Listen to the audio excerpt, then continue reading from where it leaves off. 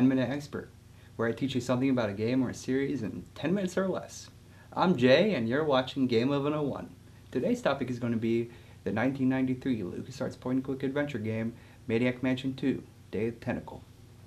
Now you might ask, why did you start talking about the second game in the series and not talk about the first game, or just both of the games in the series? The fact of the matter is that Day of the Tentacle is not just any old early 90s adventure game. It's a game that perfectly captures the best parts of these games and what made them so popular at that time.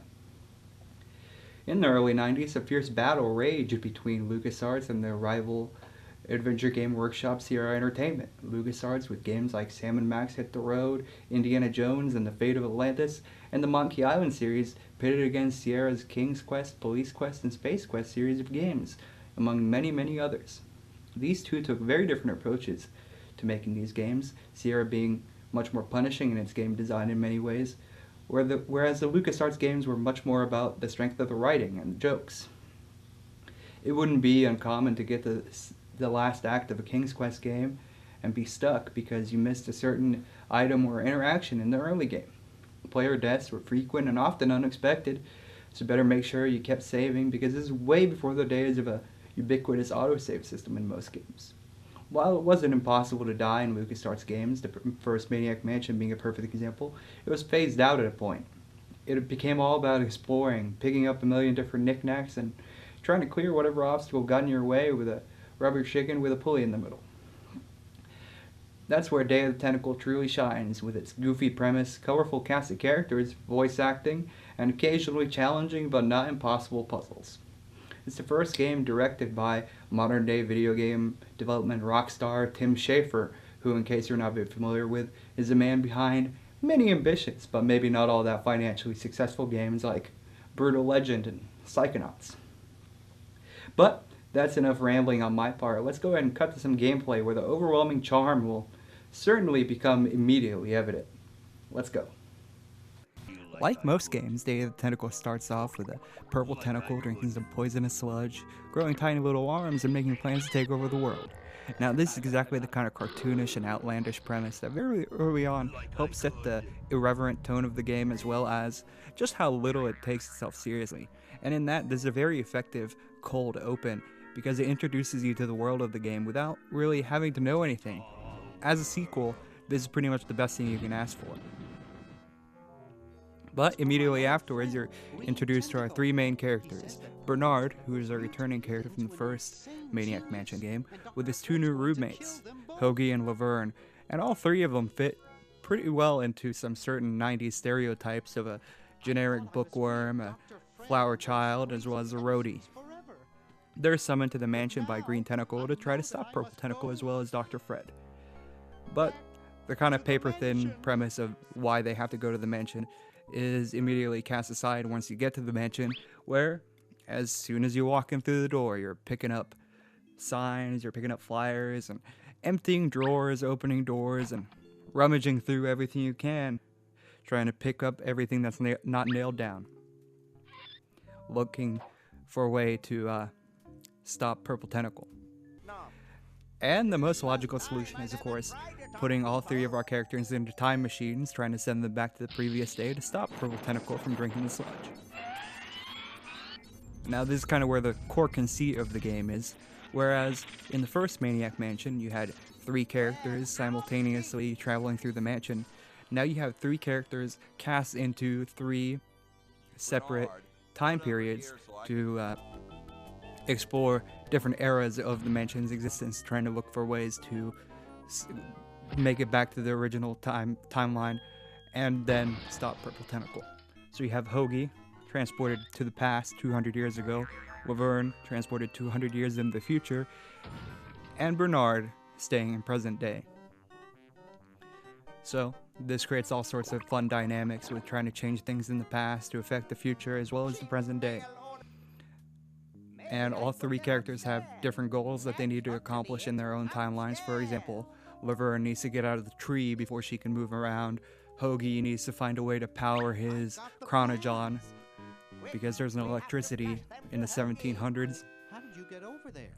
And Bernard just kind of has a more general role with probably the most exploration and most puzzles to solve. Practically And of course, you do meet your a variety of different NPC characters within the mansion, and all of them are equally kind of cartoonish buffoons and humorous caricatures in their own sense.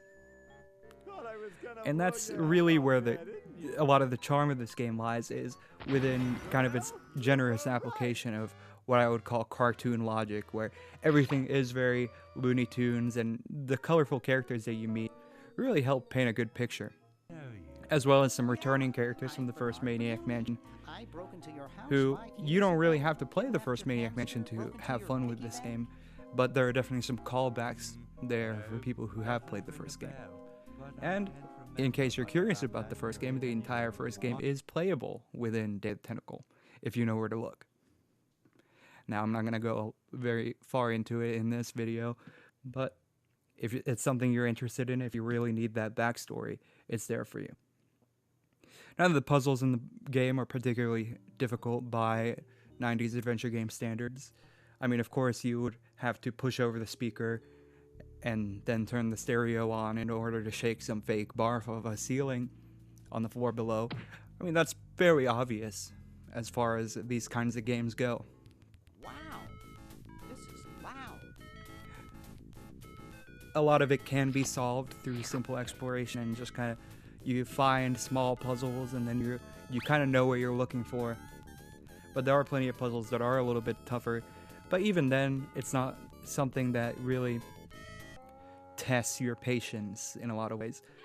I mean, there are certain elements of it, like the fact that you can send different items through from one character to another and kind of try the different items in different timelines. There is a little bit of stress from that because you do get stuck at some points if you haven't played the game before, and you do have that little bit of trial and error where you're trying to figure out. You do the classic 90s adventure thing where you're trying every item on every object, and doing that across 3 timelines can sometimes take a while. But there are definitely some good jokes involving transporting different items to different timelines. Like, a lot of them have to do with flyers and letters and kind of giving them to people that they weren't originally intended to. Like this scene right here where you're telling someone that their invention was a massive success even though it's a letter from the 1700s. Probably another rejection slip. Oh well. It's hard for me to kind of explain a lot of the humor in this game without the wider context in this sort of short form video. And of course, then there's like I mentioned earlier, there are the puzzles where you have to change something in the past to be able to do something in the present day, like with this statue right here. And once again, it's not a particularly difficult puzzle. You just kind of have to know what you're looking for, and kind of when you realize that, like, oh, this is the statue that in the present day that's stopping me from doing this, I need to do something about this statue. So it kind of intelligently builds up these puzzles in a way where you're like, okay, I know I need to do something about the statue. Oh, here's the statue. What can I do? Where you're not chasing a ton of leads that lead to nowhere. You kind of have a general idea of what you're supposed to be doing, or you kind of solve it one puzzle at a time, and in that sense it's not impossible.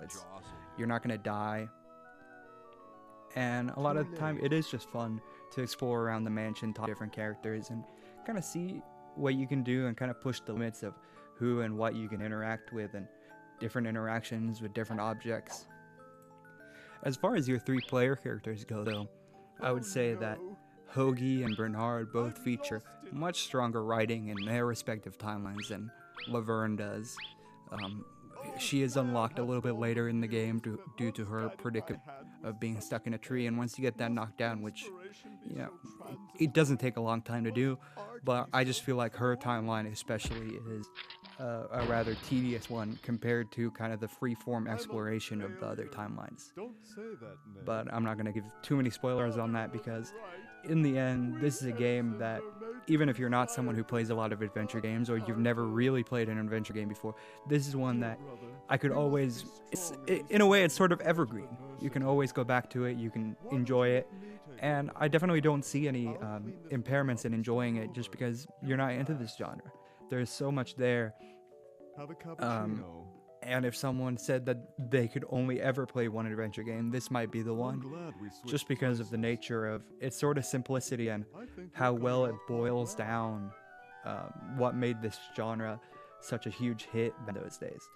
And there's so much to enjoy, from the graphics to the voice acting to the well-written jokes and the, like I said in the intro, the puzzles in this game are not all that hard compared to some of its contemporaries, where the puzzles can be much more obtuse, and in that sense, this is a fantastic starting off point.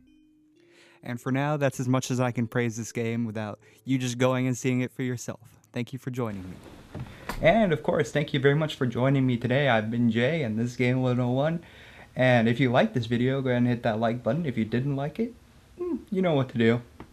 If you have any more suggestions on games I should kind of give the same sort of treatment to, go ahead and leave a comment below and I'll definitely take a look at it. Thank you so much for joining me. Have a good day.